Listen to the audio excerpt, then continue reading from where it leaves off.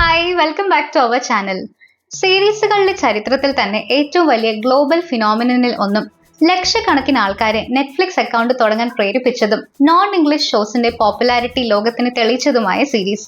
ലോകം മുഴുവൻ റെഡ് ജംപ്സ്യൂട്ട്സും ഡാലി മാസ്കും ട്രെൻഡാക്കിയ സീരീസ്. ബെല്ല ചൗ എന്ന ആന്റി ഫാഷിസ്റ്റ് ഇറ്റാലിയൻ ഫോക്സോ വീണ്ടും തെരുവുകളിൽ മുഴങ്ങിക്കേൾക്കാൻ കാരണമായ സീരീസ്. യെസ്, 5 പാർട്സ് ഇറങ്ങിയ ല കസ ഡെ പാപ്പൽ അഥവാ നമ്മുടെ സ്വന്തം മണി ഹൈസ്റ്റ് ഇറങ്ങിയ 5 പാർട്സിന്റെ റീക്യാപ്സ് പോസ്റ്റ് ചെയ്യാം എന്നാണ് കരുതുന്നത്. നിങ്ങൾ ആദ്യമായിട്ടാണ് ചാനലിലെ വീഡിയോസ് കാണുന്നതെങ്കിൽ സബ്സ്ക്രൈബ് ചെയ്യാൻ മറക്കില്ലല്ലോ. നമുക്ക് വേഗം റീക്യാപ്പിലേക്ക് പോവാം. കമോ.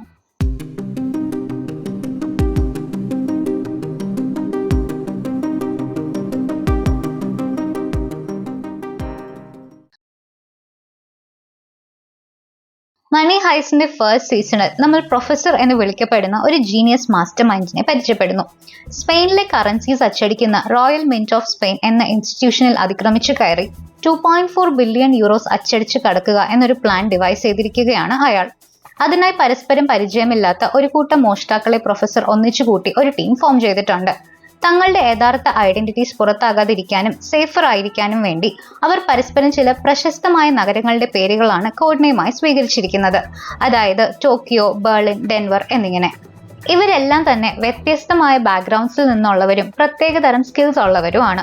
ഒരു ബാങ്ക് റോബറി പാളി പോവുകയും അതിനിടെ തന്റെ ബോയ്ഫ്രണ്ട് കൊല്ലപ്പെടുകയും ചെയ്ത ശേഷം പോലീസിൽ നിന്നും ഒളിച്ചു നടക്കുന്ന ടോക്കിയോ, മിന്റിൽ നടക്കാനിരിക്കുന്ന ഹൈസ്റ്റിന് നേതൃത്വം നൽകുന്ന പ്രൊഫസറുടെ സഹോദരനും എന്നാൽ ഏതാനും വർഷങ്ങൾക്കുള്ളിൽ മരണം സംഭവിക്കുന്ന മാരകമായ രോഗബാധിതനുമായ ബെർലിൻ, മെക്കാനിക്കുകളും അച്ഛനും മകനും കൂടിയായ മോസ്കോ ആൻഡ് ഡെൻവർ, ഭീമാകാരരും കരുത്തരും സെർബിയൻ ബാക്ക്ഗ്രൗണ്ട് ഉള്ള കസിൻസുമായ ഹെൽസിങ്കി ആൻഡ് ഓസ്ലോ, കള്ളനോട്ടുകളും കള്ളസ്വർണവും നിർമ്മിക്കുന്ന എക്സ്പേർട്ടായ നൈറോബി, കമ്പ്യൂട്ടർ ഹാക്കിങ്ങിൽ ഹൈലി സ്കിൽഡായ ചെറുപ്പക്കാരനായ റിയോ എന്നിവരാണ് പ്രൊഫസറുടെ ടീം മെമ്പേഴ്സ്.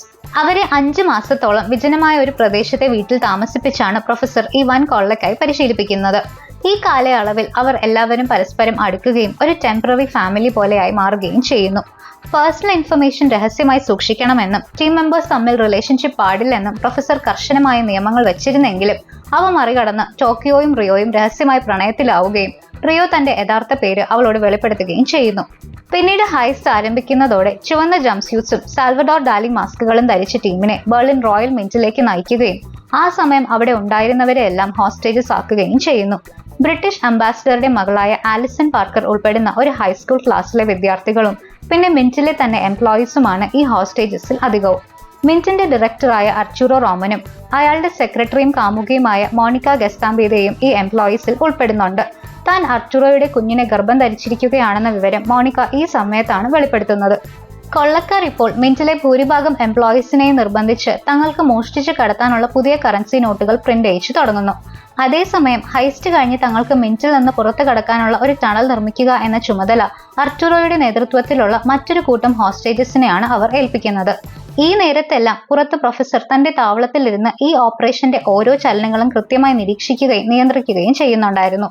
മറുവശത്ത് അതോറിറ്റീസിന്റെ നീക്കങ്ങൾ നോക്കിയാൽ ഇപ്പോൾ ഉണ്ടായിരിക്കുന്ന ഈ ക്രൈസിസ് പരിഹരിക്കാനും ഹോസ്റ്റേജസിനെ സുരക്ഷിതമായി രക്ഷിക്കാനുമായി പോലീസ് രാജ്യത്തെ ഏറ്റവും മികച്ച നെഗോഷിയേറ്ററായ റഖേൽ മ്യൂറിയോയെയാണ് രംഗത്തിറക്കിയിരിക്കുന്നത്.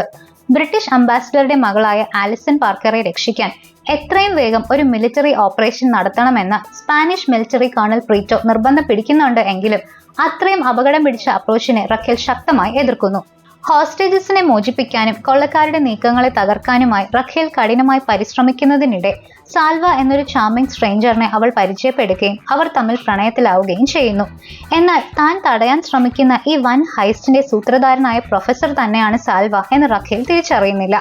തുടക്കത്തിൽ റഖേലിനെ മാനിപ്പുലേറ്റ് ചെയ്യാനും അവളെ ഡിസ്ട്രാക്ട് ചെയ്യാനുമാണ് പ്രൊഫസർ ഈ സൗഹൃദം സ്ഥാപിച്ചതെങ്കിലും പിന്നീട് അയാൾക്കും റഖേലിനോട് യഥാർത്ഥമായ പ്രണയം തോന്നി തുടങ്ങുന്നു.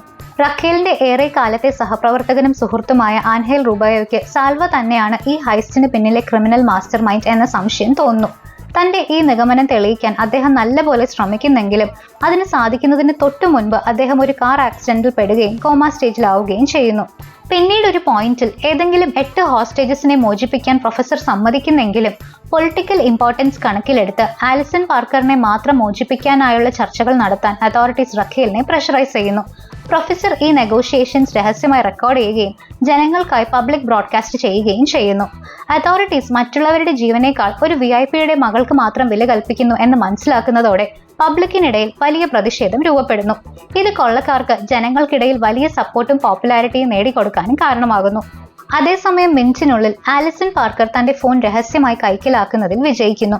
ഈ ഫോണിലൂടെ പോലീസ് മിനിറ്റിലെ ക്യാമറ ഹാക്ക് ചെയ്യുകയും അതിലൂടെ റിയോയുടെയും ടോക്കിയോയുടെയും റിയൽ ഐഡന്റിറ്റീസ് കണ്ടെത്തുകയും ചെയ്യുന്നു. ഇതോടെ അതോറിറ്റീസിന് മുന്നിലും ഈ ഹൈസ്റ്റിനെ ആകാംക്ഷയോടെ ഉറ്റുനോക്കുന്ന പബ്ലിക്കിന് മുന്നിലും അവരുടെ യഥാർത്ഥ മുഖങ്ങൾ വെളിപ്പെടുന്നു.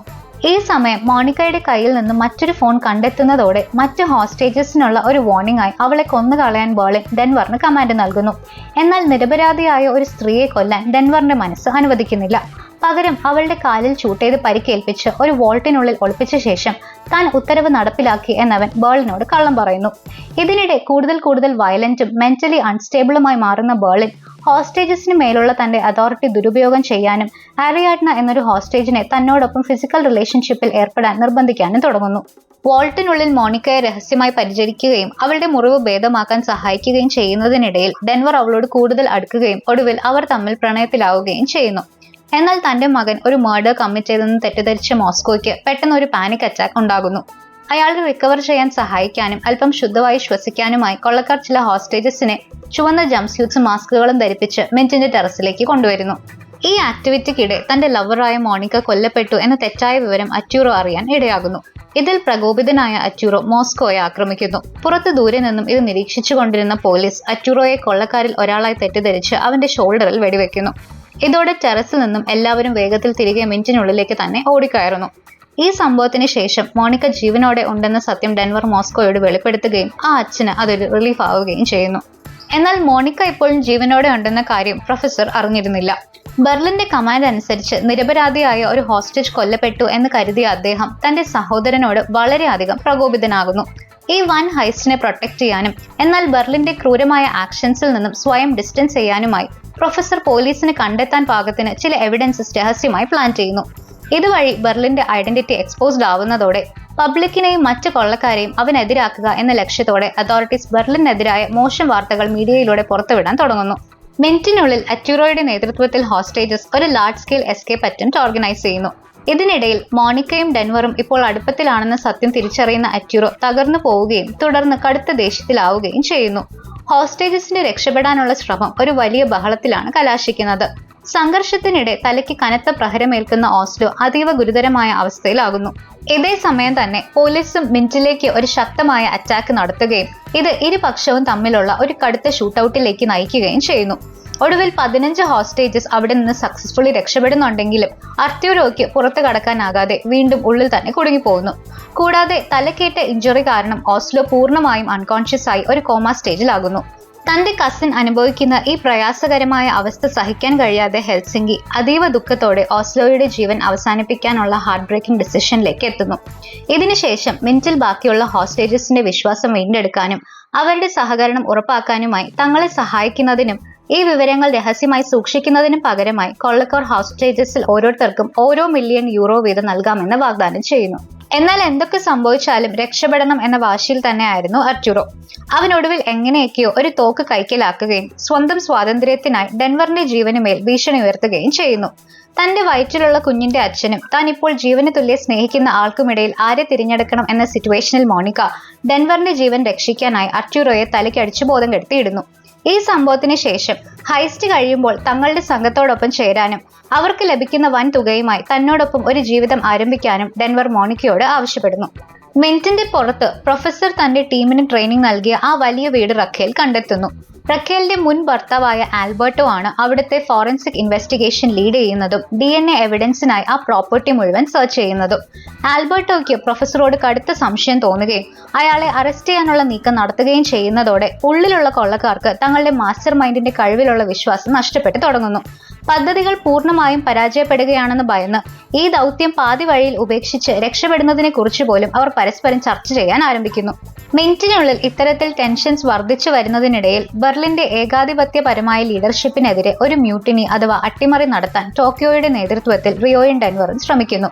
എന്നാൽ ബെർലിനും അവനോട് വിശ്വസ്തത പുലർത്തുന്ന മറ്റു കൊള്ളക്കാരും ചേർന്ന് ആ കലാപത്തെ പെട്ടെന്ന് തന്നെ അടിച്ചമർത്തുന്നു.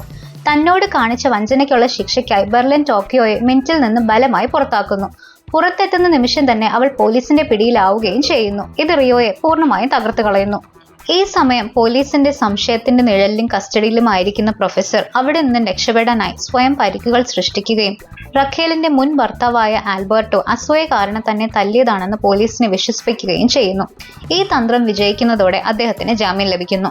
എന്നാൽ ഒടുവിൽ എല്ലാ സത്യങ്ങളും തിരിച്ചറിയുന്ന റഖേൽ താൻ പ്രണയിക്കുന്ന സാൽവ തന്നെയാണ് ഈ റോയൽ മിന്റ് ഹൈസ്റ്റിന് പിന്നിലെ സൂത്രധാരനായ പ്രൊഫസർ എന്ന് മനസ്സിലാക്കുന്നു.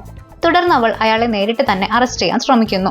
തങ്ങളുടെ ബന്ധം പ്ലാന്റെ ഭാഗമായാണ് തുടങ്ങിയതെങ്കിലും ഇപ്പോൾ അവളോടുള്ള പ്രണയം തികച്ചും സത്യസന്ധമാണെന്ന് പ്രൊഫസർ കൺഫസ് ചെയ്യുന്നു. എന്നാൽ റഖേൽ ഇത് വിശ്വസിക്കാൻ കൂട്ടാക്കാത്തതിനാൽ പ്രൊഫസറിന് അവളെ അബോധാവസ്ഥയിലാക്കി അവിടെ നിന്ന് രക്ഷപ്പെടേണ്ടി വരുന്നു. അവരുടെ റിലേഷൻഷിപ്പിനെ കുറിച്ചുള്ള വിവരങ്ങൾ പുറത്തു വരുന്നതോടെ റഖേൽ രഹസ്യമായി കൊള്ളക്കാരെ സഹായിക്കുകയായിരുന്നു എന്ന് അവരുടെ സഹപ്രവർത്തകർ ആരോപിക്കുന്നു. ഇതോടെ പെട്ടെന്ന് തന്നെ അവൾ ഒരു ക്രിമിനലായി മുദ്രകുത്തപ്പെടുകയും പോലീസ് തിരയുന്ന ഒരു കുറ്റവാളിയായി മാറുകയും ചെയ്യുന്നു. തന്റെ നിരപരാധിത്വം തെളിയിക്കാനും അതേസമയം തന്നെ താൻ ഒരിക്കൽ പ്രണയിച്ച ആ മനുഷ്യനെ നിയമത്തിന് മുന്നിൽ കൊണ്ടുവരാനുമായി റഖേൽ തീവ്രമായി തന്നെ പരിശ്രമിക്കുന്നു. പ്രൊഫസറുടെയും മറ്റ് കൊള്ളക്കാരിൽ പലരുടെയും ഐഡന്റിറ്റീസ് എക്സ്പോസ്ഡ് ആവുകയും പോലീസ് തങ്ങളെ പൂർണ്ണമായും വളയുകയും ചെയ്തതോടെ അവരുടെ മുന്നിലുള്ള സമയം അതിവേഗം കുറഞ്ഞു വരുന്നു. അതിനിടയിൽ പോലീസിന്റെ കസ്റ്റഡിയിലായിരുന്ന ടോക്കിയോയെ രക്ഷപ്പെടുത്തുന്നതിനായി പ്രൊഫസർ അതീവ അപകടം പിടിച്ചൊരു ഓപ്പറേഷൻ ഓർഗനൈസ് ചെയ്യുന്നു. അങ്ങനെ പോലീസിൽ നിന്ന് രക്ഷപ്പെടുന്ന ടോക്കിയോ ഒരു മോട്ടോർ സൈക്കിളിൽ പോലീസിന്റെ സുരക്ഷാ ബാരിക്കേഡുകൾ തകർത്തുകൊണ്ട് നാടകീയമായി റോയൽ മിന്റിലേക്ക് വീണ്ടും അതിക്രമിച്ചു കയറുന്നു. അവളെ തിരികെ ഉള്ളിലേക്ക് കടക്കാൻ കൊള്ളക്കാർ സഹായിക്കുന്നതിനിടയിൽ പോലീസിന്റെ വെടിയേറ്റ് മോസ്കോയ്ക്ക് ഗുരുതരമായി പരിക്കേൽക്കുന്നു. മോസ്കോയുടെ മരണം ഹൈസ്റ്റ് ടീമിനെ ആകെ തകർത്ത് കളയുന്നെങ്കിലും അവർക്കിപ്പോൾ ദുഃഖിച്ചിരിക്കാൻ പോലെ സമയമില്ല. കാരണം പോലീസ് മിന്റിലേക്ക് ഒരു ഗ്രാൻഡ് ഫൈനൽ അസോൾട്ടിന് തയ്യാറെടുക്കുകയായിരുന്നു. അതേസമയം മിന്റിനുള്ളിൽ കൊള്ളക്കാർ തങ്ങളുടെ എസ്കേപ്പ് ടണലിന്റെ നിർമ്മാണം പൂർത്തിയാക്കുന്നു.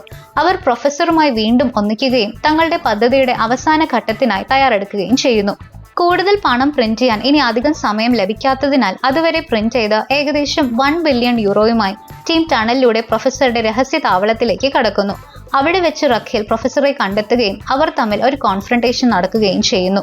ഈ കൂടിക്കാഴ്ചയിൽ അവളോടുള്ള തന്റെ പ്രണയം തികച്ചും സത്യമായിരുന്നുവെന്നും തങ്ങൾക്കിടയിൽ ഉണ്ടായത് വെറുമൊരു ഹൈസ്റ്റിന്റെ ഭാഗമായിരുന്നില്ല എന്നും റഖേലിനെ ബോധ്യപ്പെടുത്താൻ ഒടുവിൽ പ്രൊഫസറിന് സാധിക്കുന്നു. ഇപ്പോൾ മിന്റിൽ പോലീസ് തങ്ങളുടെ എല്ലാ സന്നാഹങ്ങളുമായി ഒരു വൻ ആക്രമണം അഴിച്ചുവിടുന്നു. പോലീസുകാർ കൊള്ളക്കാരുമായി ഒരു ഷൂട്ടൌട്ടിൽ ഏർപ്പെടുമ്പോൾ ഉള്ളിൽ ബാക്കിയുണ്ടായിരുന്ന ഹോസ്റ്റേജസ് എല്ലാവരും രക്ഷപ്പെടുന്നു. ഇതേ സമയം പൂർണ്ണ മനസ്സോടെ കൊള്ളക്കാരുടെ സംഘത്തോടൊപ്പം ചേരുകയും ഇപ്പോൾ സ്റ്റോക്ക്ഹോം എന്ന കോഡ് നെയിം സ്വീകരിക്കുകയും ചെയ്ത മോണിക്ക പോലീസിനെതിരെ ഡിഫെൻഡ് ചെയ്യാനും ടണലിലൂടെ രക്ഷപ്പെടാനുമായി കൊള്ളക്കാരോടൊപ്പം ചേരുന്നു. അവരെല്ലാവരും ടണലിലൂടെ രക്ഷപ്പെടുമ്പോൾ ബെർലിൻ അവിടെ തന്നെ തുടരാൻ തീരുമാനിക്കുന്നു. തന്റെ മാരക രോഗം കാരണം ഇനി അധികനാൾ ജീവിച്ചിരിക്കില്ല എന്ന ബോധ്യമുള്ള അവൻ പോലീസിനെ ഒറ്റയ്ക്ക് നേരിട്ടുകൊണ്ട് സ്വന്തം ജീവൻ സാക്രിഫൈസ് ചെയ്യുന്നു. ബെർലിന്റെ ഈ ധീരമായ നീക്കം ബാക്കിയുള്ള ടീമിന് പണവും കൊണ്ട് സുരക്ഷിതമായി രക്ഷപ്പെടാനുള്ള വിലപ്പെട്ട സമയം നേടിക്കൊടുക്കുകയും ഈ വൻ ഹൈസ്റ്റിന്റെ വിജയം ഉറപ്പാക്കുകയും ചെയ്യുന്നു. അങ്ങനെ തന്റെ ടീമിലെ മറ്റുള്ളവർക്ക് ഒരു പുതിയ ജീവിതം തുടങ്ങാനുള്ള അവസരം ഒരുക്കി കൊടുത്തുകൊണ്ട് ഒരു ഹീറോ ആയി ബെർലിൻ മരിച്ചു വീഴുന്നു. ഒരു വർഷത്തിന് ശേഷം ഹൈസ്റ്റുമായി ബന്ധപ്പെട്ട ഇവന്റ്സ് കാരണം തന്റെ റെപ്യൂട്ടേഷൻ പൂർണ്ണമായും നഷ്ടപ്പെട്ടിരുന്ന റഖേൽ ഫിലിപ്പൈൻസിലേക്ക് ഒരു യാത്ര തിരിക്കുന്നു. അവിടെ വെച്ച് അവൾ പ്രൊഫസറുമായി സന്തോഷത്തോടെ വീണ്ടും ഒന്നിക്കുന്നു. ഒടുവിൽ തന്റെ പഴയ കരിയറിന് മീതെ താൻ പ്രണയിക്കുന്ന മനുഷ്യനെയും ഒരു പുതിയ ജീവിതത്തെയും തിരഞ്ഞെടുക്കാൻ റഖേൽ തീരുമാനിക്കുന്നു. Royal mint heist successfully complete ചെയ്ത 3 വർഷങ്ങൾക്ക് ശേഷം ടീം മെമ്പേഴ്സ് എല്ലാവരും ലോകത്തിന്റെ വിവിധ ഭാഗങ്ങളിലേക്ക് മാറി താമസിച്ചിരുന്നു. അർച്ചുറോ തനിക്കുണ്ടായ ഈ പുതിയ പ്രശസ്തിയെ ഒട്ടും നാണമില്ലാതെ ഒരു മോട്ടിവേഷണൽ സ്പീക്കർ കരിയർ ആരംഭിക്കാൻ ഉപയോഗിച്ചു. നൈറോബിയും ഹെൽസിങ്കിയും അർജന്റീനയിൽ ഒരുമിച്ച് ജീവിക്കാൻ തുടങ്ങിയപ്പോൾ ഡെൻവറും സ്റ്റോക്ക്ഹോമും തങ്ങളുടെ മകനായ സിൻസിനാറ്റിയെയും കൂട്ടി ഇന്തോനേഷ്യയിലാണ് പുതിയ ജീവിതം കെട്ടിപ്പടുത്തത്. അങ്ങനെ ഇവരെല്ലാവരും തികച്ചും സമാധാനപരമായ ഒരു പുതിയ ജീവിതം ആസ്വദിക്കുകയാണെന്ന് തോന്നുമെങ്കിലും അടുത്ത ഭാഗത്തിൽ ഇതിലും വലിയൊരു കൊള്ളയ്ക്കായി അവരെ വീണ്ടും ഒരുമിപ്പിക്കുന്ന ചില സംഭവങ്ങൾ അധികം വൈകാതെ തന്നെ അരങ്ങേറുന്നു. മിന്റ് ഓഫ് സ്പെയിനിലെ ഹൈസ്റ്റിന് വർഷങ്ങൾക്ക് ശേഷം ഫിലിപ്പൈൻസിൽ തന്റെ ലവറും ഇപ്പോൾ ലിസ്ബൺ എന്നറിയപ്പെടുന്നതുമായ റഖേലിനും അവളുടെ അമ്മയ്ക്കും മകൾക്കുമൊപ്പം പ്രൊഫസർ സന്തോഷകരമായ ജീവിതം നയിക്കുമ്പോൾ ടോക്കിയോയും റിയോയും പനാമയിലെ ഒരു വിജനമായ ദ്വീപിൽ ഒരു റൊമാൻറ്റിക് ലൈഫ് ആസ്വദിക്കുകയായിരുന്നു. എന്നാൽ കാലക്രമേണ ആ ശാന്തമായ ലൈഫ് സ്റ്റൈൽ ടോക്കിയോയ്ക്ക് മടുപ്പും അസ്വസ്ഥതയും ഉണ്ടാക്കാൻ തുടങ്ങുകയും അല്പം അഡ്വഞ്ചറിനായി അവൾ മെയിൻ ലാൻഡിലേക്ക് നടത്തിയ യാത്രകളിൽ ഒന്നിൽ അവളുടെ നീക്കങ്ങൾ പിന്തുടർന്ന അതോറിറ്റീസ് റിയോയെ കണ്ടെത്തുകയും അവനെ അറസ്റ്റ് ചെയ്യുകയും ചെയ്യുന്നു. റിയോയെ രക്ഷപ്പെടുത്താനായി ടോക്കിയോ പ്രൊഫസറുടെ സഹായം തേടുന്നു. റിയോയുടെ അറസ്റ്റ് തങ്ങളുടെ കൂട്ടത്തിലുള്ള എല്ലാവരുടെയും നിലനിൽപ്പിന് ഭീഷണിയാണെന്ന് മനസ്സിലാക്കിയ പ്രൊഫസർ ലിസ്ബണിന്റെ കുടുംബത്തെ സുരക്ഷിതമായ ഒരിടത്തേക്ക് മാറ്റി താമസിപ്പിക്കുകയും ഒപ്പം മുമ്പ് രക്ഷപ്പെട്ട മറ്റ് ടീം മെമ്പേഴ്സിനെ എല്ലാം വീണ്ടും ഒരുമിച്ച് കൂട്ടുകയും ചെയ്യുന്നു. തുടർന്ന് അയാൾ ഒരു പുതിയ പ്ലാൻ അവർക്ക് മുന്നിലേക്ക് വെക്കുന്നു. വർഷങ്ങൾക്ക് മുൻപ് ബെർലിൻ വിഭാവനം ചെയ്ത് ബാങ്ക് ഓഫ് സ്പെയിൻ ടാർഗറ്റ് ചെയ്തുള്ള ഒരു ഹൈസ്റ്റ് ആയിരുന്നു ആ പദ്ധതി. ഈ ഹൈസ്റ്റിന് തയ്യാറെടുക്കുന്നതിനായി professor Tokyo, Lisbon, Denver, Stockholm, Nairobi, Helsinki എന്നിവരെ ഇറ്റലിയിലെ വിജനമായ ഒരു മൊണാസ്ട്രിയിൽ ഒരുമിച്ച് കൂട്ടുന്നു. ഇവരോടൊപ്പം ബൊഗോട്ട, മെർസെയ്, പലേർമോ എന്നീ പുതിയ മെമ്പേഴ്സും ടീമിൽ ചേരുന്നു. മുമ്പ് ബെർലിനുമായി റൊമാൻറ്റിക് റിലേഷൻഷിപ്പിലായിരുന്ന പലേർമോ ബാങ്ക് ഓഫ് സ്പെയിൻ ഹൈസ്റ്റിന്റെ പല സുപ്രധാന വശങ്ങൾ ഡിസൈൻ ചെയ്യാൻ സഹായിച്ചിരുന്ന വ്യക്തി കൂടിയാണ്. അതുകൊണ്ട് തന്നെ ഈ മിഷനിൽ അയാൾ തികച്ചും ഒഴിച്ചുകൂടാനാകാത്ത ഒരു മെമ്പറായി മാറുന്നു. ജനങ്ങളുടെയും അതോറിറ്റീസിന്റെയും ശ്രദ്ധ തിരിക്കാനുള്ള വലിയൊരു ഡൈവേർഷനിലൂടെയാണ് ഹൈസ്റ്റ് ആരംഭിക്കുന്നത്. മാഡ്രിഡ് നഗരത്തിലുടനീളം മില്യൺ കണക്കിന് യൂറോസ് സെപ്പിലിൻസ് അഥവാ എയർഷിപ്സ് ഉപയോഗിച്ച് ഡിസ്ട്രിബ്യൂട്ട് ചെയ്തുകൊണ്ട് ഗാങ് നഗരത്തിൽ തിരക്കും ബഹളവും സൃഷ്ടിക്കുന്നു. പണം കൈക്കലാക്കാൻ ജനങ്ങൾ തെരുവുകളിലേക്ക് ഇരച്ചെത്തുന്നതിനിടയിൽ പ്രൊഫസർ പബ്ലിക്കിനെ അഡ്രസ് ചെയ്യുകയും സർക്കാർ അഴിമതികൾക്കെതിരെ പോരാടുന്ന ഒരു റോബിൻഹുഡ് ഫിഗറായി സ്വയം അവതരിപ്പിക്കുകയും ചെയ്യുന്നു. യാതൊരു വിചാരണയും നടത്താതെ റിയോയെ ഇല്ലീഗലായി തടവിലാക്കിയിരിക്കുകയാണെന്നും ക്രൂരമായി പീഡിപ്പിക്കുകയാണെന്നും അദ്ദേഹം വെളിപ്പെടുത്തുന്നതോടെ വലിയ രീതിയിലുള്ള പബ്ലിക് സപ്പോർട്ട് അവർക്ക് ലഭിക്കുന്നു. അധികം വൈകാതെ തന്നെ സാൽവഡോർ ഡാലി മാസുകൾ സ്പെയിനിലുടനീളം വീണ്ടും ഒരു സിംബൽ ഓഫ് റെസിസ്റ്റൻസ് ആയി മാറുന്നു. വർദ്ധിച്ചു വരുന്ന ജനരോഷം തടയാൻ കേണൽ പ്രീറ്റോ ആർമിയെ ഡിപ്ലോയ് ചെയ്യുന്നു. ആകെ ഒരു കൺഫ്യൂഷൻ നിറഞ്ഞു നിൽക്കുന്ന ഈ സമയം മുതലെടുത്തുകൊണ്ട് Tokyo, Denver, Stockholm, Nairobi, Helsinki, Palermo, Bogota എന്നിവർ മിന്റ് ഓഫ് സ്പെയിനിൽ പ്രവേശിക്കുകയും 300-ലധികം ആളുകളെ ഹോസ്റ്റേജസ് ആക്കുകയും ചെയ്യുന്നു. അതേസമയം പുറത്ത് പ്രൊഫസർ ലിസ്ബണും ചേർന്ന് ഒരു കാരവനുള്ളിൽ ഒരുക്കിയിട്ടുള്ള മൊബൈൽ കമാൻഡ് സെന്ററിലിരുന്ന് ഈ മിഷൻ മുഴുവൻ നിയന്ത്രിക്കുന്നു.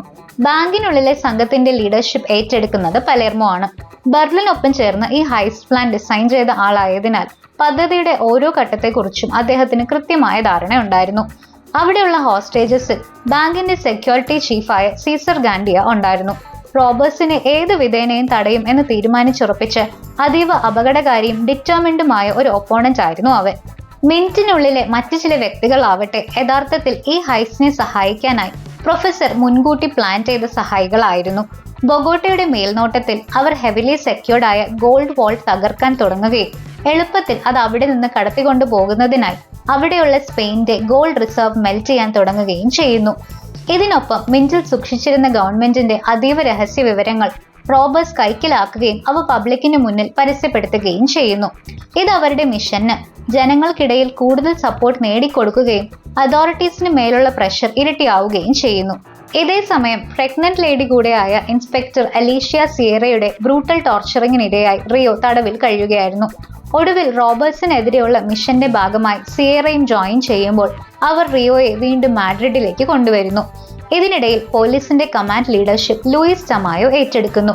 കഴിഞ്ഞ സീസണിൽ കോമയിലായ ആൻഹെൽ റുബായോ ഇപ്പോൾ ഫുള്ളി റിക്കവേർഡ് ആയിരിക്കുകയും തന്റെ എക്സ് കൊളീഗും കാലങ്ങളായി തനിക്ക് ക്രഷ് ഉണ്ടായിരുന്നവളുമായ ലിസ്ബണിനെതിരെ കൂടിയുള്ള ഈ ഓപ്പറേഷനെ സഹായിക്കാനായി തിരികെ എത്തുകയും ചെയ്യുന്നു.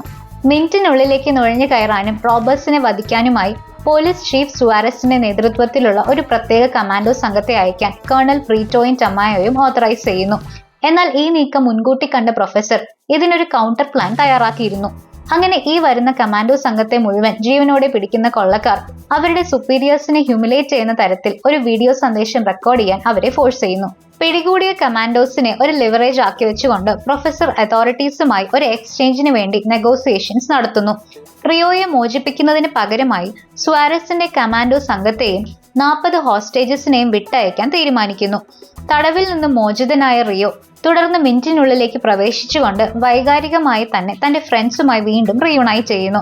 പക്ഷെ അൺഎക്സ്പെക്റ്റഡ് ആയ ഒരു ട്വിസ്റ്റിലൂടെ റിയോയോടൊപ്പം അർച്ചുറോയും മിനിറ്റിനുള്ളിലേക്ക് കടന്നു പറ്റുന്നു. സ്റ്റോക്ക്ഹോമിനെ എങ്ങനെയെങ്കിലും തിരികെ സ്വന്തമാക്കണമെന്നും തനിക്കും വീണ്ടും ഒരു ഫാമിലി ഉണ്ടാവണമെന്നുമുള്ള ഒരു ഒബ്സെഷനിൽ കഴിയുന്ന അവൻ തനിക്കിനി അവനുമായി യാതൊരു ബന്ധവും തുടരാൻ താല്പര്യമില്ലെന്ന് സ്റ്റോക്ക്ഹോം വ്യക്തമാക്കുന്നുണ്ടെങ്കിലും അതിനെ വകവെക്കുന്നില്ല. തടവിൽ കഴിയുമ്പോൾ താൻ അനുഭവിച്ച ക്രൂരമായ പീഡനങ്ങൾ റിയോയെ മെന്റലി വലിയ ട്രോമയിലാക്കിയിരുന്നു. തനിക്ക് നൽകാൻ കഴിയുന്നതിനേക്കാൾ മെച്ചപ്പെട്ട ഒരു ജീവിതമാണ് ടോക്കിയോ അർഹിക്കുന്നതെന്ന് വിശ്വസിച്ചിരിക്കുന്ന അവൻ അവളുമായുള്ള റിലേഷൻഷിപ്പ് അവസാനിപ്പിക്കുന്നു. ഈ ബ്രേക്കപ്പ് അവർ രണ്ടുപേരെയും ഹാർട്ട് ബ്രോക്കൺ ആക്കുന്നു. മൂന്നാം ഭാഗം അതിന്റെ അവസാനത്തിലേക്ക് അടുക്കുമ്പോൾ ടമായോയുടെ ജാഗ്രതയോടെയുള്ള അപ്രോച്ചസിൽ അതൃപ്തി തോന്നുന്ന അലീഷ്യ സിയേറ കാര്യങ്ങൾ സ്വയം കൈകാര്യം ചെയ്യാൻ തീരുമാനിക്കുന്നു. നൈറോബിക്ക് അവളുടെ മകനോടുള്ള സ്നേഹത്തെ എക്സ്പ്ലോയിറ്റ് ചെയ്തുകൊണ്ട് അലീഷ്യ അവളെ മിന്റിന്റെ ഒരു ജനാലയ്ക്കരികിലേക്ക് എത്തിക്കുന്നു. നൈറോബി ജനാലയ്ക്കിലെത്തിയ ആ നിമിഷം തന്നെ ഒരു സ്നൈപ്പർ അവളെ ഷൂട്ട് ചെയ്യുകയും അത് അവളെ ഗുരുതരമായി പരിക്കേൽപ്പിക്കുകയും ചെയ്യുന്നു. നൈറോബിയുടെ ജീവൻ രക്ഷിക്കാനായി കൊള്ളക്കാർ തീവ്രമായി ശ്രമിക്കുന്നതിനിടെ പോലീസ് മിന്റിലേക്ക് വലിയൊരു അറ്റാക്ക് നടത്തുന്നു.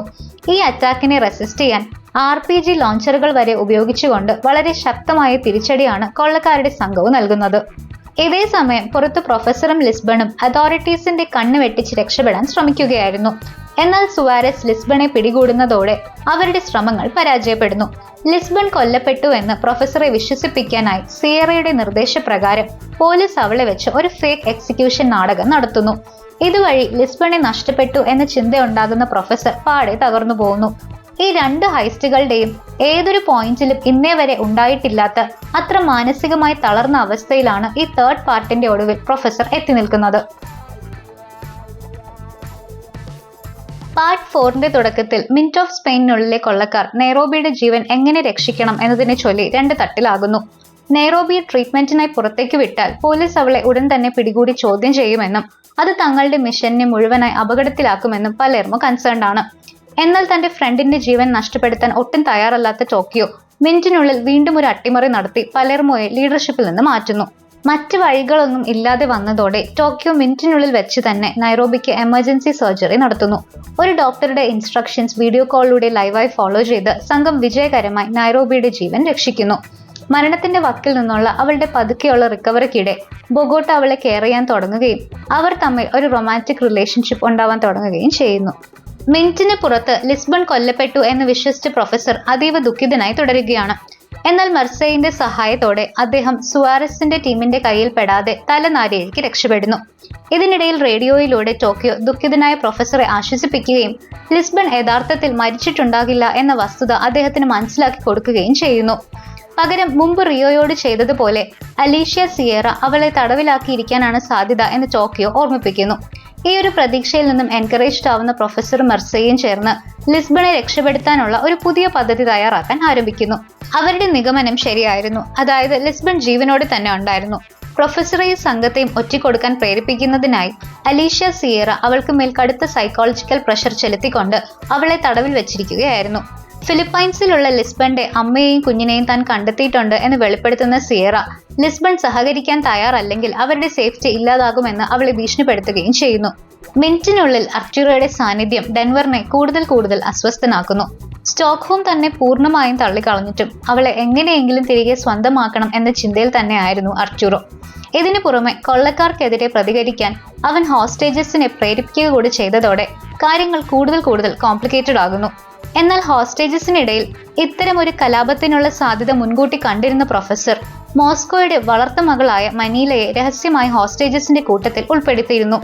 അവരിൽ ഒരാളായി അഭിനയിച്ചുകൊണ്ട് ഹോസ്റ്റേജസിനിടയിൽ രൂപപ്പെടുന്ന ഏത് തരത്തിലുള്ള പ്രതിരോധ ശ്രമങ്ങളെയും തകർക്കാൻ അവൾ കൊള്ളക്കാരുടെ സംഘത്തെ രഹസ്യമായി സഹായിക്കുന്നു. ഇതേ സമയം ടോക്കിയോ തന്റെ ലീഡർ സ്ഥാനം തട്ടിയെടുത്തതിൽ പലേർമോ വല്ലാത്ത ദേഷ്യത്തിലായിരുന്നു. പകപോക്കലോടെയുള്ള ആ ചിന്തയിൽ അവനെടുത്ത ഒരു തെറ്റായ തീരുമാനം വലിയൊരു ദുരന്തത്തിന് വഴിവെക്കുന്നു. ഹാൻഡ്കഫ്ഡ് ആക്കി വെച്ചിരുന്ന മിന്റിന്റെ സെക്യൂരിറ്റി ചീഫായ സീസർ ഗാൻഡിയയെ പലേർമോ രഹസ്യമായി മോചിപ്പിക്കുന്നു. ഇതുവഴി ഉണ്ടാകുന്ന ആനക്കി തന്റെ ടീമിന് തന്റെ ലീഡർഷിപ്പ് എത്രത്തോളം ആവശ്യമാണെന്ന് തെളിയിക്കും എന്നാണ് പലേർമോ കരുതിയതെങ്കിലും അതിന്റെ വരാനിരിക്കുന്ന പ്രത്യാഘാതങ്ങൾ അവൻ ഊഹിച്ചതിലും വളരെ ദാരുണമായിരുന്നു. മോചിതനായ ഗാൻഡിയ ഒരു ഡെഡ്ലി ത്രെറ്റായി മാറുന്നു. മികച്ച ട്രെയിനിങ് ലഭിച്ചിട്ടുള്ള ക്രൂരനായ ഓപ്പറേറ്റീവായ അവൻ മിന്റിനുള്ളിലൂടെ അതീവ രഹസ്യമായി നീങ്ങുകയും കൊള്ളക്കാരെ ഒളിച്ചിരുന്ന് ആക്രമിച്ചുകൊണ്ട് ഈ ഹൈസ്റ്റിനെ ഒരു ഡെഡ്ലി കാറ്റ് ആൻഡ് മൗസ് ഗെയിം ആക്കി മാറ്റുകയും ചെയ്യുന്നു. ഒടുവിൽ ടോക്കിയോയെ ജീവനോടെ പിടികൂടാൻ അവന് സാധിക്കുന്നു. ഇതിനു പുറമെ വെപ്പൺസും കമ്മ്യൂണിക്കേഷൻ എക്യുപ്മെന്റ്സും സൂക്ഷിച്ചിട്ടുള്ള മിന്റിന്റെ ഒരു സെക്യൂരിറ്റി റൂമിലേക്ക് അവൻ പ്രവേശനം നേടുകയും ചെയ്യുന്നു. അവിടെ ഇരുന്ന് പ്രൊഫസറുമായുള്ള കൊള്ളക്കാരുടെ കമ്മ്യൂണിക്കേഷൻ അവൻ ഷട്ട് ഡൗൺ ചെയ്യുന്നതോടെ ബാങ്കിനുള്ളിൽ എന്താണ് സംഭവിക്കുന്നത് എന്ന് തിരിച്ചറിയാനാകാതെ പ്രൊഫസർ കുഴങ്ങുന്നു. സേഫ് റൂം ഉപയോഗിച്ച് ഗാൻഡിയ പുറത്തുള്ള ടമായോയുമായും മറ്റ് അതോറിറ്റീസുമായി നേരിട്ട് കമ്മ്യൂണിക്കേറ്റ് ചെയ്യുകയും ഹൈസ്റ്റ് പരാജയപ്പെടുത്താനുള്ള നീക്കങ്ങൾ കോർഡിനേറ്റ് ചെയ്യുകയും ചെയ്യുന്നു.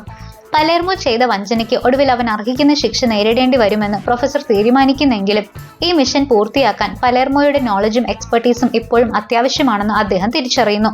അങ്ങനെ ഗാൻഡിയയെ തടയാനും ടോക്കിയോയെ രക്ഷപ്പെടുത്താനുമുള്ള ടീമിന്റെ തീവ്ര ശ്രമങ്ങളിൽ പലേർമോയും മറ്റു കൊള്ളക്കാർക്കൊപ്പം പങ്കുചേരുന്നു. കൊള്ളക്കാരുടെ ടീം തനിക്ക് ചുറ്റും വളയുന്നതിനിടയിൽ ഗാൻഡിയ തന്റെ ഏറ്റവും ഹൊറിഫിക് ആയ ആ കൊടും ക്രൂരപ്രവൃത്തി നടത്തുന്നു. ആ ടീമിലെ നമുക്ക് ഏറ്റവും പ്രിയപ്പെട്ട മെമ്പേഴ്സിൽ ഒരാളായ നൈറോബിയെ അവൻ നെറ്റിയിൽ വെടിവെച്ച് കൊലപ്പെടുത്തുന്നു. അവളുടെ മരണം മിനിറ്റിനുള്ളിലെ എല്ലാവരെയും മാനസികമായി തകർത്തു കളയുന്നു.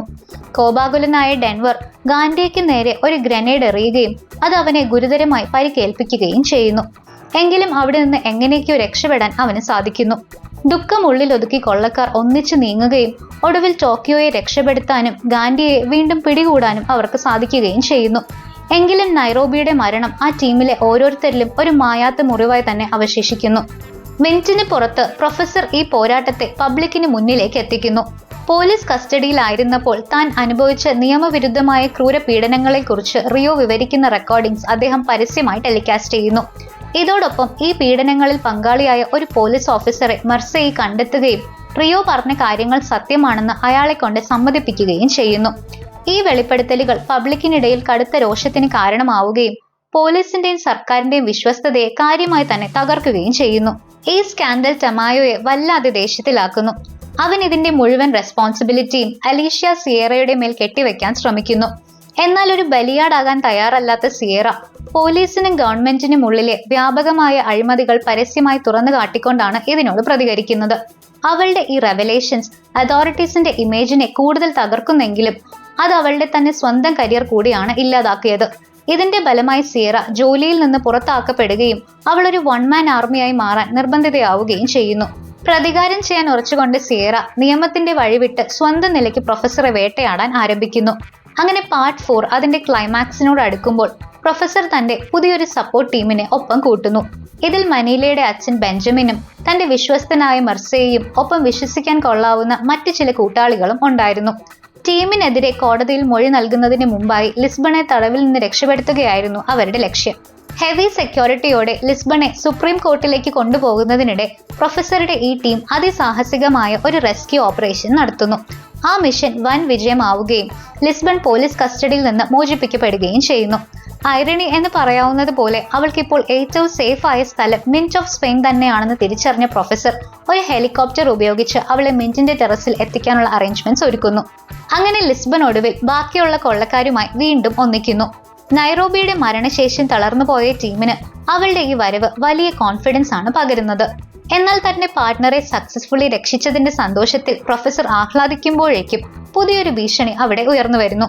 ഇപ്പോൾ നിയമത്തിന് പുറത്തുനിന്ന് പ്രവർത്തിക്കുന്ന അലീഷ്യ സിയേറ പ്രൊഫസറുടെ ഹൈഡൌട്ട് കൃത്യമായി കണ്ടെത്തുന്നു. സിയേറ പ്രൊഫസറെ ഗൺ പോയിന്റിൽ നിർത്തുമ്പോൾ ഇനി അദ്ദേഹത്തിന്റെയും ഹൈസ്റ്റിന്റെയും ഭാവി എന്താകും എന്ന ആകാംക്ഷ ബാക്കി വെച്ചുകൊണ്ട് പാർട്ട് 4 അവസാനിക്കുന്നു.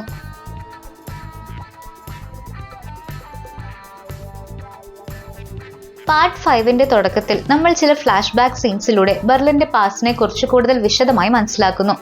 ഇപ്പോൾ നടക്കുന്ന മിന്റ് ഓഫ് സ്പെയിനിലെ ഗോൾഡ് ഹൈസ്റ്റ് ആരംഭിക്കുന്നതും വർഷങ്ങൾക്ക് മുമ്പ് തന്നെ ഈ ഓപ്പറേഷന്റെ ഓരോ ചെറിയ വശങ്ങളും ബെർലിനും പലേർമോയും ചേർന്ന് എത്രത്തോളം സൂക്ഷ്മമായാണ് ഡിസൈൻ ചെയ്തതെന്ന് ഈ സീൻസ് വ്യക്തമാക്കുന്നു. മിന്റ് ഓഫ് സ്പെയിൻ ഹൈസ്റ്റിന്റെ പ്ലാനിംഗ് സ്റ്റേജിനിടെ ബെർലിൻ ടാറ്റിയാന എന്ന യുവതിയുമായി കടുത്ത പ്രണയത്തിലാവുകയും ഒടുവിൽ അവളെ വിവാഹം കഴിക്കുകയും ചെയ്യുന്നു. ഇതേ സമയം തന്നെ വർഷങ്ങളായി തന്നിൽ നിന്ന് അകന്നു കഴിഞ്ഞിരുന്ന തന്റെ മകൻ റഫേലുമായും അവൻ വീണ്ടും അടുക്കുന്നു. മകനുമായി നല്ലൊരു റിലേഷൻ ബിൽഡ് ചെയ്യാൻ ആഗ്രഹിച്ച ബെർലിൻ റഫേലിനെ തന്റെ കൂടെ കൂട്ടുകയും അവനൊരു മാസ്റ്റർ തീഫാക്കി മാറ്റാൻ ആവശ്യമായ സ്കിൽസ് പഠിപ്പിച്ചു കൊടുക്കുകയും ചെയ്യുന്നു. എന്നാൽ ടാറ്റിയാനയും റഫേലും തമ്മിൽ പ്രണയത്തിലാവുകയും അവർ ഒളിച്ചോടുകയും ചെയ്തുവെന്ന് ബെർലിൻ കണ്ടെത്തുന്നതോടെ അവരുടെ ബന്ധം വീണ്ടും തകരുന്നു. തന്റെ മകനിൽ നിന്നും പുതിയ ഭാര്യയിൽ നിന്നും നേരിട്ട ഈ വഞ്ചനയിൽ ഹൃദയം തകർന്ന ബെർലിൻ വർഷങ്ങളായി താൻ പ്ലാൻ ചെയ്ത തന്റെ ജീവിതത്തിലെ ഏറ്റവും വലിയ സ്വപ്നമായ ആ വലിയ ഗോൾഡ് ഹൈസ്റ്റിലേക്ക് പൂർണ്ണമായും ശ്രദ്ധ കേന്ദ്രീകരിക്കുന്നു. എന്നാൽ ഇപ്പോൾ പ്രസന്റിലേക്ക് വരുമ്പോൾ അത്രമേൽ കെയർഫുള്ളായി ക്രാഫ്റ്റ് ചെയ്ത ആ പ്ലാൻസ് എല്ലാം തകിടം മറിയുന്നതാണ് കാണുന്നത്.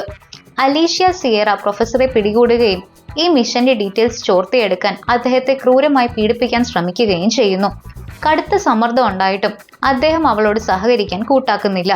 തുടർന്ന് കൊള്ളക്കാരുടെ കോൺഫിഡൻസ് തകർക്കാനായി മിന്റ് ഓഫ് സ്പെയിനിനുള്ളിലെ ടീമുമായി ബന്ധപ്പെടാനും താൻ പരാജയപ്പെട്ടു എന്ന് അവരോട് പറയാനും സിയേറ അദ്ദേഹത്തെ നിർബന്ധിക്കുന്നു. മറ്റ് മാർഗങ്ങളില്ലാതെ പ്രൊഫസറിന് തന്റെ ടീമിനോട് മാപ്പ് പറഞ്ഞുകൊണ്ട് തങ്ങൾ തോറ്റുപോയെന്നും ഉടൻ തന്നെ അറസ്റ്റ് ചെയ്യപ്പെടുമെന്നും പറയേണ്ടി വരുന്നു. മിനിറ്റിന് പുറത്ത് കാര്യങ്ങൾ കൂടുതൽ വഷളായിക്കൊണ്ടിരുന്നു.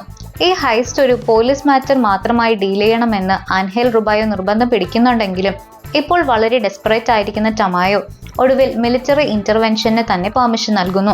സാധാരണ മാർഗങ്ങളിലൂടെ ഇനി ഈ ഹൈസ്റ്റ് തടയാനാകില്ലെന്ന് വിശ്വസിക്കുന്ന അയാൾ മിന്റ് ഓഫ് സ്പെയിൻ ആക്രമിക്കാനും ഈ മിഷൻ എന്നേക്കുമായി അവസാനിപ്പിക്കാനും മിലിറ്ററി ഓർഡർ നൽകുന്നു.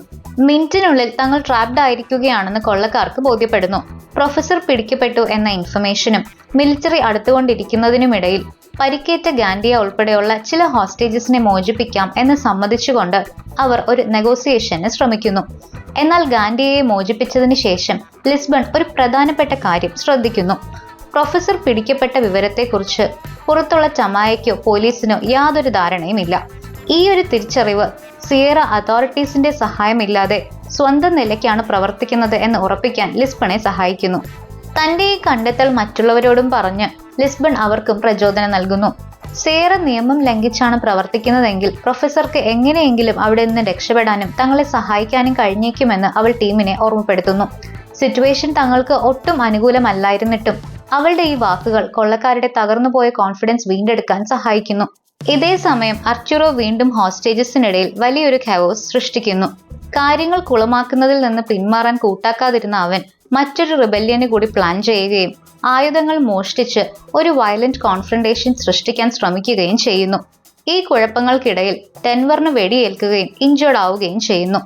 വർഷങ്ങളായുള്ള അർച്ചുറോയുടെ മാനിപ്പുലേഷൻസും നുണകളും ശല്യപ്പെടുത്തലുകളും സഹിച്ചുമടുത്ത സ്റ്റോക്ക്ഹോമിന്റെ കൺട്രോൾ ഒടുവിൽ പൂർണ്ണമായും നഷ്ടപ്പെടുകയും അവൾ അവനെ ഷൂട്ട് ചെയ്തിടുകയും ചെയ്യുന്നു.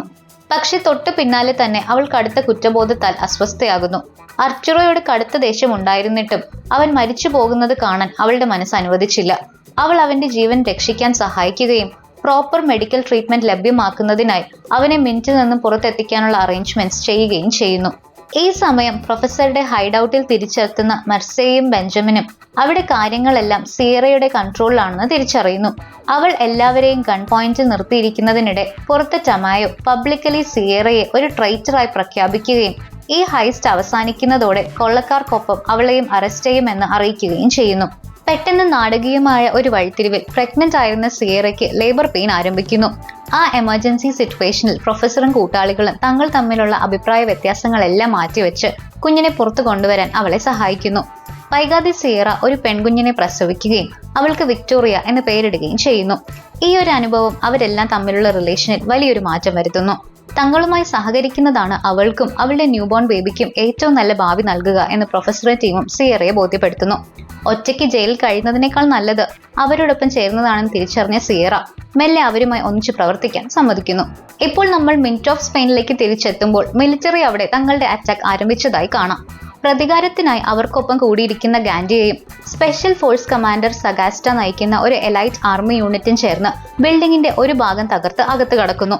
മിനിറ്റിനുള്ളിലേക്ക് പ്രവേശിക്കുന്നതിനായി മിലിറ്ററി മേൽക്കൂര കൂടി ബോംബ് വെച്ച് തകർക്കുകയും ആ എക്സ്പ്ലോഷനിൽ ഹെൽസിങ്കിക്ക് സീരിയസ് ആയി പരിക്കേൽക്കുകയും ചെയ്യുന്നു. ഉയർന്ന പരിശീലനം ലഭിച്ചിട്ടുള്ള മിലിറ്ററി ഫോഴ്സിന് മുന്നിൽ കൊള്ളക്കാർ പെട്ടെന്ന് തന്നെ പ്രതിരോധത്തിലാകുന്നു.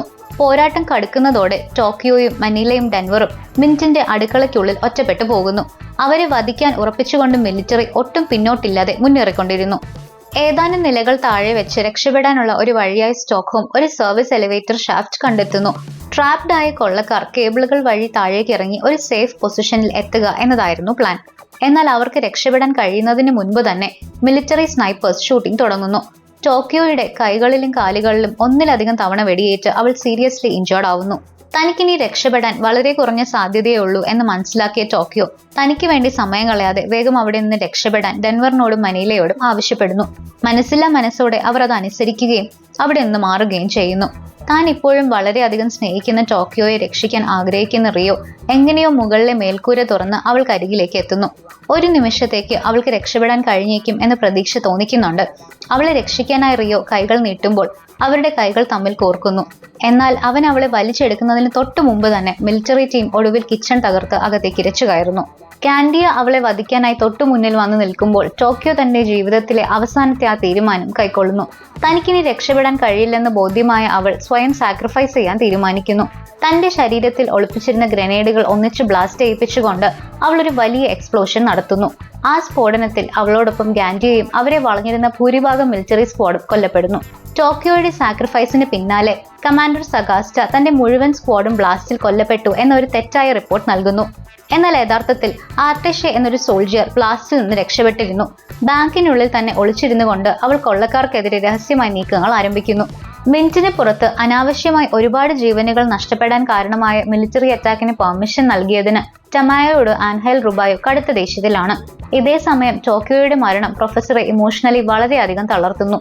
ഈ പ്രതിസന്ധികൾക്കിടയിൽ സിയറ തികച്ചും അപ്രതീക്ഷിതമായി പ്രൊഫസറെയും കിഡ്നാപ്പ് ചെയ്ത് തന്റെ ന്യൂബോൺ ബേബിയെയും കൂട്ടി അവിടെ നിന്ന് രക്ഷപ്പെടുന്നു.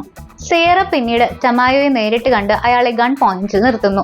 അവൾ അയാൾക്ക് മുന്നിലേക്ക് ഒരു ഡീൽ ഓഫർ ചെയ്യുന്നു.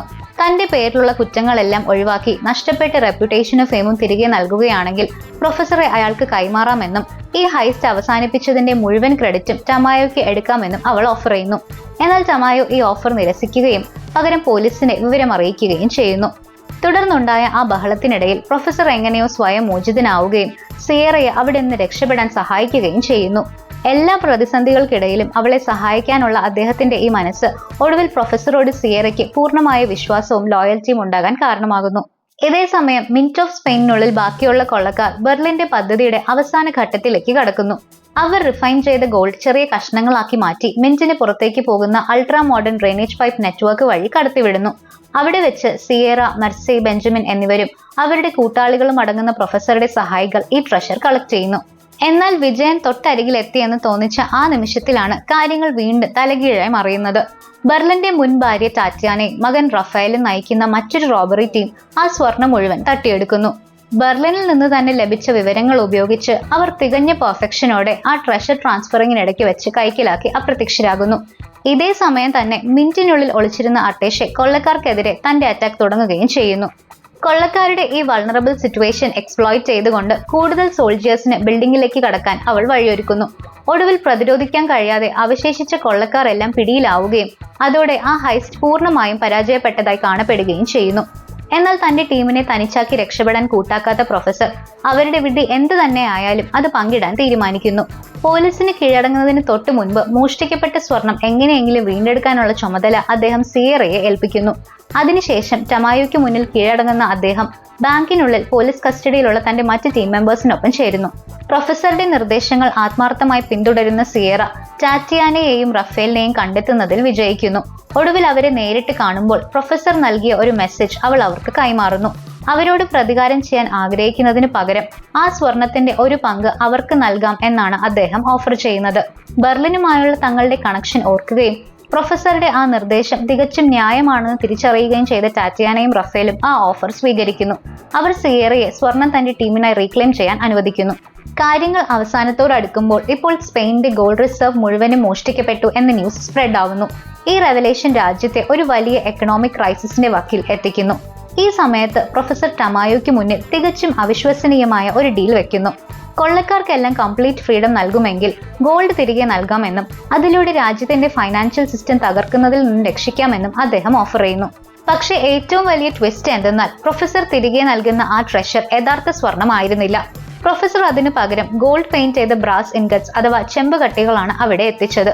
ഒരു രാജ്യത്തിന്റെ എക്കണോമി സസ്റ്റെയിൻ ചെയ്യുന്നത് ജനങ്ങളുടെയും മാർക്കറ്റിന്റെയും വിശ്വാസത്തിന് മേൽ ആയതുകൊണ്ട് തന്നെ ഈ രഹസ്യം ആരും പുറത്ത് പറയാതിരിക്കുന്നിടത്തോളം കാലം ഈ വഞ്ചന ആർക്കും കണ്ടുപിടിക്കാൻ കഴിയില്ലായിരുന്നു. സോ ഇപ്പോൾ ടമായോയ്ക്ക് മുന്നിൽ ഒരു ഇമ്പോസിബിൾ ചോയ്സ് ആണ് അവശേഷിക്കുന്നത്. ഒന്നുകിൽ ഈ വഞ്ചന ലോകത്തിന് മുന്നിൽ തുറന്നു കാട്ടി പ്രൊഫസറെ പരാജയപ്പെടുത്താം, പക്ഷെ അത് സ്പെയിനിന്റെ ഫൈനാൻഷ്യൽ സ്റ്റെബിലിറ്റി തകർക്കും.